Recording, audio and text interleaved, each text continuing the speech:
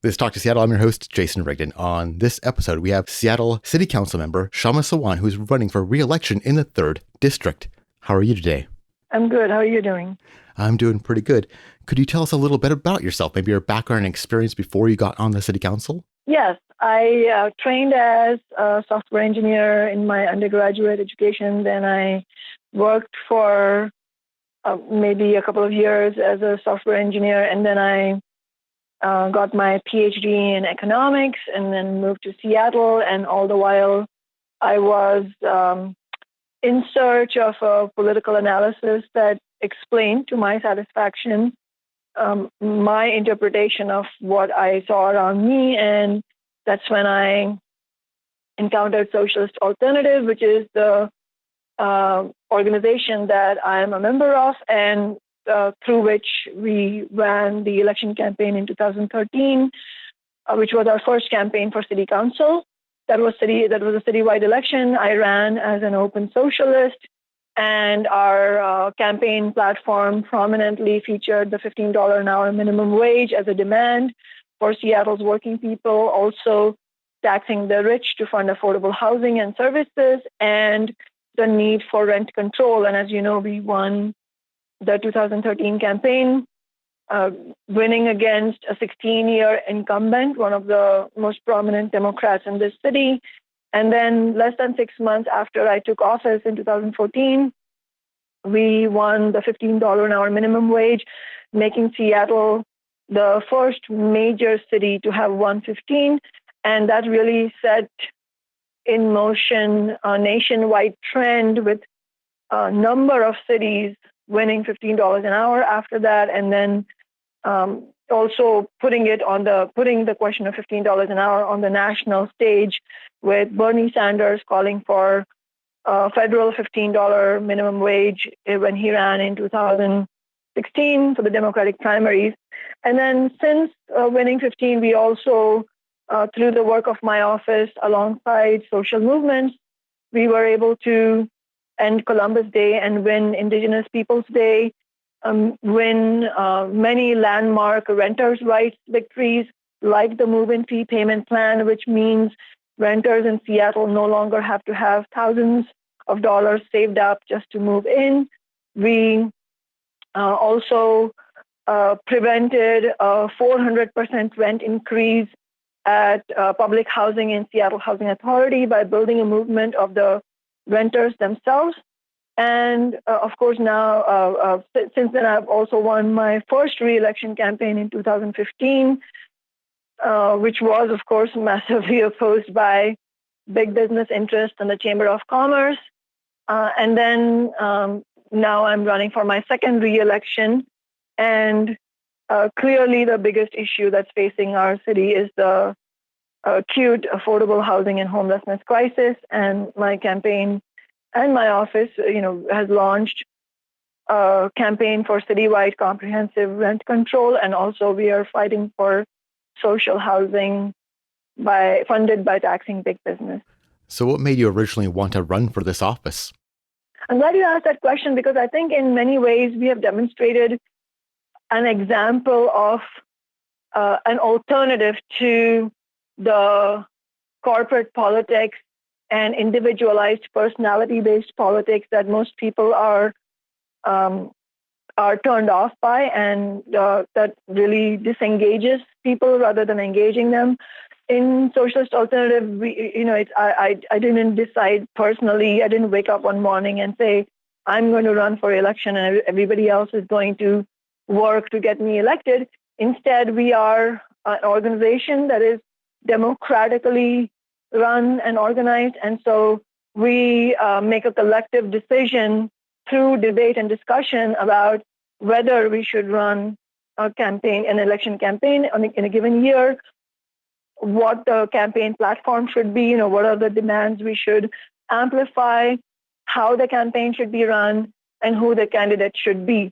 So in that sense, we are showing an example of how, if you want elected representatives and elected offices to be accountable to working people, community members, and the marginalized, and not serving the interests of the Chamber of Commerce, then we need the elected office to emerge from the ranks of the movement itself and not be in service of any individual's career. So in that sense, it was a collective decision because Socialist Alternative as an organization is part of the movement.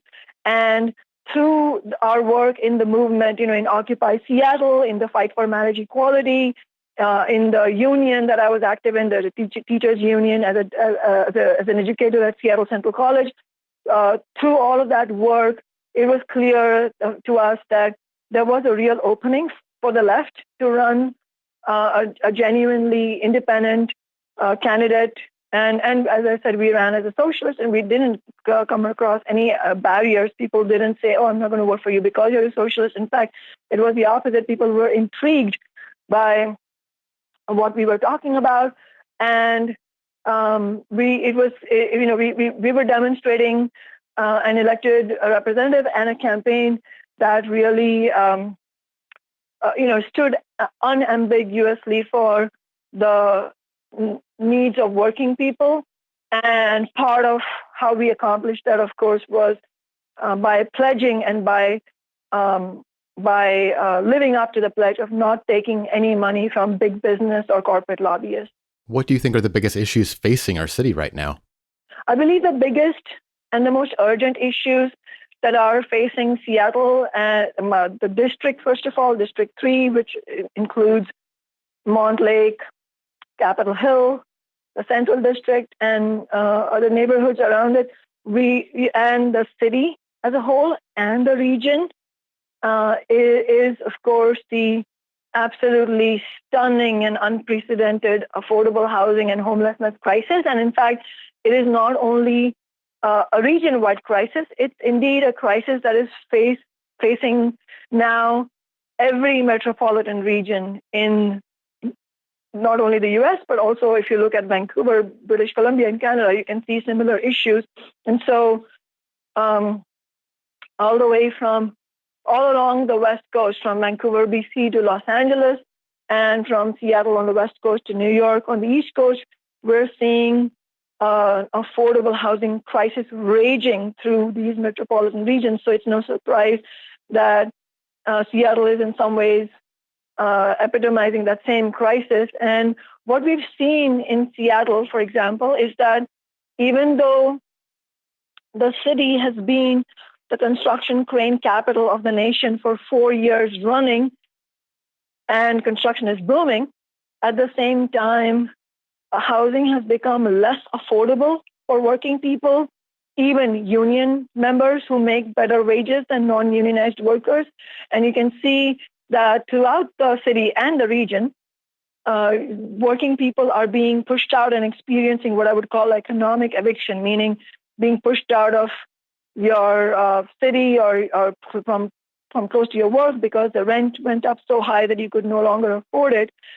And so, in other words, what we are observing in it's a very big evidence that we are observing that the for-profit market is not working for affordability, because the for-profit market does not build for affordability. It builds to maximize profits for not only the corporate developers, but also the property management corporations, the venture capitalists, the financial institutions like the big banks that do the initial investment.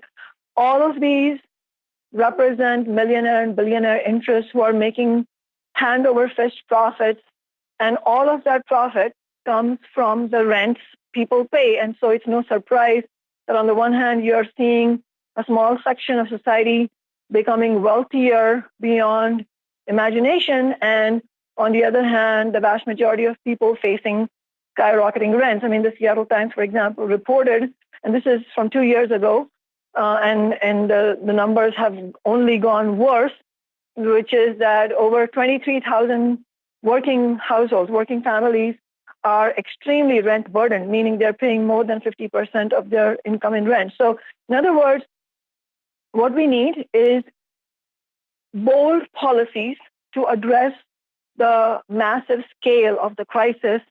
And I think obviously, it will need comprehensive policy solutions, and increased density is certainly part of it. But increasing density on a for-profit basis is not helping affordability.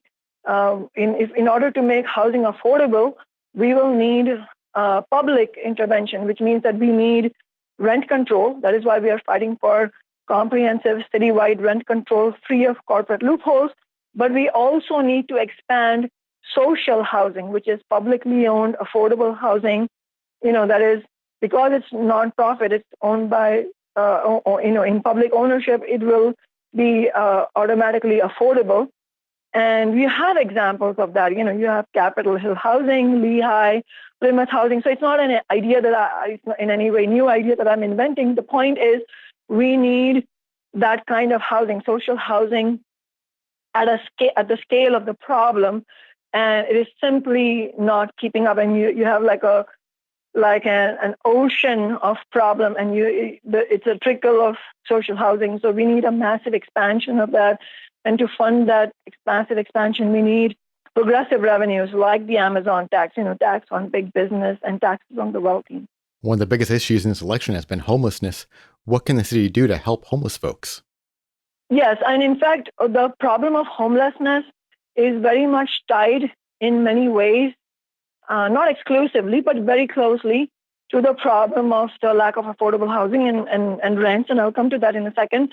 But first of all, what we need to do, what our movements need to do, is to fight to end the policies that have proven to not work. So one of those is the sweeps of homeless people and homeless encampments. This is not working. It's a completely ineffective and inhumane policy directed towards homeless community members.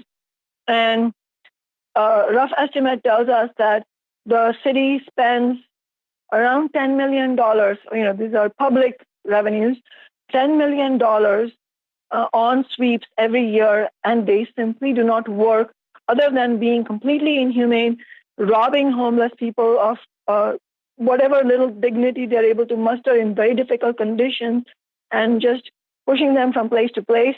That doesn't work. The sweeps need to be stopped, and those $10 million should be used to expand services that actually work, shelters that have a proven track record of transitions to permanent housing, if there's money, then it should be used for affordable housing, not for permanent housing, not for sweeps. So, in other words, just to give you a concrete example, the tiny house villages that we have in the city now, thanks to our movement fighting for them and winning them. For example, we have one at 18th and Yesler. These tiny house villages provide solid, shelter. It's not a home, and we need transitions into permanent housing, but what it provides is wooden structures with locks on the doors, with temperature control, so people are able to stay there with their pets or their family members safely, with no security issues, because they're not, shelterless or unsheltered. And they are in villages that have the support of caseworkers, other people who can help them get back on their feet. They have access to plumbed toilets, showers, kitchen facilities, and laundry facilities. This offers them the dignity that every human being should get, and that actually helps them get on their feet quicker than any other situation once they become homeless. And my committee, actually, one of my committees, I co-chair a committee on homelessness and human services on the city council, and I had Sharon Lee, who's the executive director of the Low Income Housing Institute, which has done great work on tiny houses, come and make a presentation actually just a few weeks ago, and they're showing how their transitions to permanent housing are actually very, very good. And so we need to be promoting solutions that have a proven track record of success. But in addition to all of that, it's clear the correlation between rising rents and rising homelessness is very clear. This has now been statistically and systematically been documented. Like a very important article from the Journal of Urban Affairs showed a few years ago how, and this was a nationwide study, it showed how for every increase of $100 in the average rent means a double-digit increase in the percentage of homelessness. So it's very clear that those two are linked. So in addition to having humane and common sense policies that actually work to help homeless people find shelter in tiny house villages, ending the sweeps, it's also obvious that the policies of rent control and a massive expansion of social housing by taxing big business are very much necessary if we are to have any realistic hope of addressing the problem of homelessness.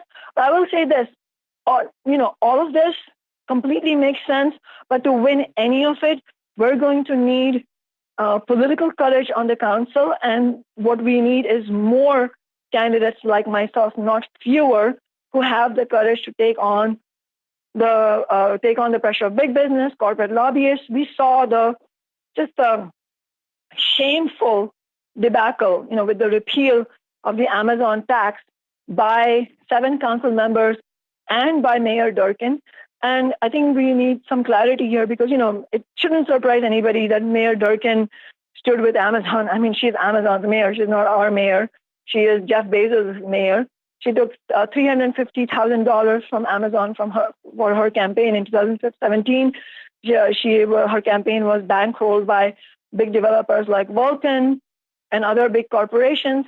But what needs to be understood is that even well-meaning and genuine elected representatives here on City Council also went along with the repeal because they believed that their only avenue was to buckle under the bullying of Jeff Bezos rather than understanding, as we were saying, that elected representatives need to stand with the movement and fight with the movement.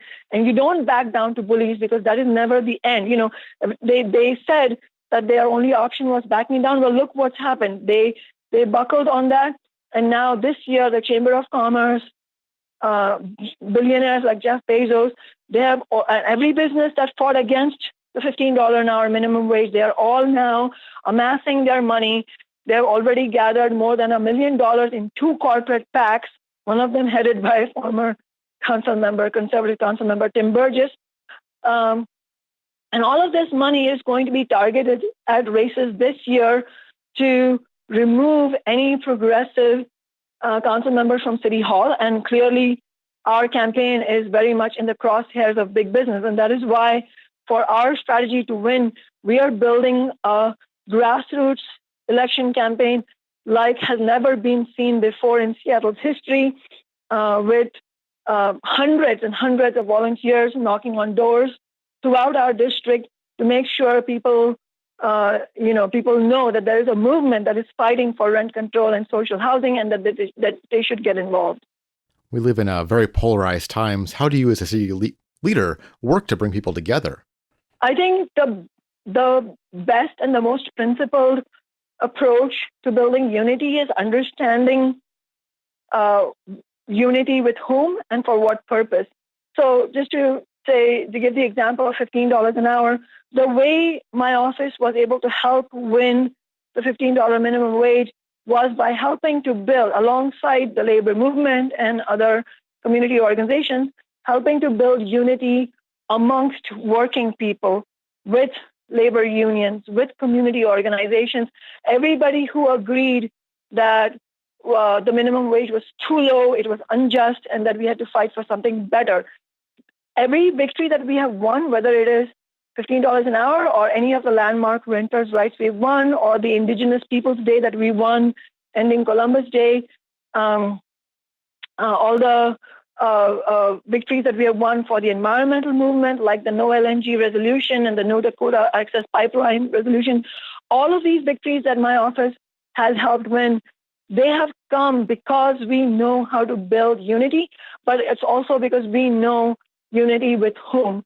So in other words, we absolutely need to build unity among working people, among the marginalized, among everybody who's shut out of city politics and is facing housing, environmental crisis, racism, sexism, homophobia. We need to unite our forces. That is how ordinary people have won any social change throughout history. But we also need to understand at the same time that to reject this false idea of unity with big business, unity with corporate lobbyists, unity with politicians who are representing the interests of the chamber. That is a false kind of unity, and we should not fall for it. And we should reject that being framed as unity, because at the end of the day, if you say that a certain politician needs to be united with Jeff Bezos's lobbyists, that in effect that means that you are not in unity with all those working people who need you to represent them, the warehouse workers of Amazon that need to be represented, that need people on their side so that they can get unionized, the tech workers who need to get unionized. So in the context of capitalism and the deep and unprecedented inequality that we see in our society in Seattle, there is no neutral ground. It is either naive or disingenuous for any political representative to claim that they're neutral in this situation. Neutral means you are, whether you are conscious of it or not, you're promoting the status quo of inequality. That is why I unabashedly and unapologetically stand with working people, the marginalized and the vulnerable. And my office is unshakably fighting for working people, not for big business. I stand with the labor movement, not with the Chamber of Commerce. And if people want to learn more about you and your campaign, where should they go? They can definitely contact me or the community organizers who work in my office. You can just Google my name and you'll find my office email address and phone number. We are always happy to hear from people. In fact, my staff, my staff and I work nonstop for working people, and many people call us who are facing abuse from their corporate landlords, or facing wage theft on the job, or facing other kinds of harassment, who are looking to build a movement to fight back, like the REI workers whom we worked with a few years ago. And so anybody who's listening to this, if you feel you want somebody on your side because you're facing some issue, please call us. If you're looking for a movement to get involved in, please call us, because we are building a movement for rent control. If you want to know more about my campaign, I'm happy to talk to you in my non-council hours, or you can look up kshamasawant.org. Thank you so much for your time today, and thank you so much for the work you're doing. Thank you very much, Jason. It was my pleasure to talk to you. This has been Talk to Seattle, and I've been your host, Jason Rigden. If you want to support the show, why don't you follow us on social media? We are at Talk to Seattle, both Twitter and Instagram. Thank you for listening.